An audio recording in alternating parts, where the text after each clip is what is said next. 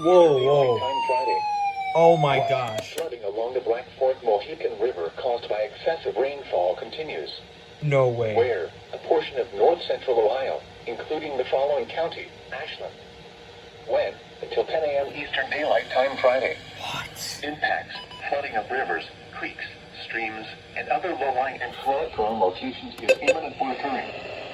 Streams continue to rise due to excess runoff from earlier rainfall. Additional details at 11:34 p.m. Eastern Daylight Time.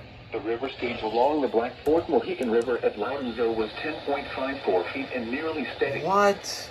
Some low-lying campgrounds along the river may become inundated as the river rises.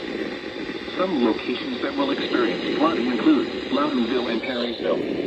http://www.weather.gov/safety/flood turnaround. Don't drown when encountering flooded roads.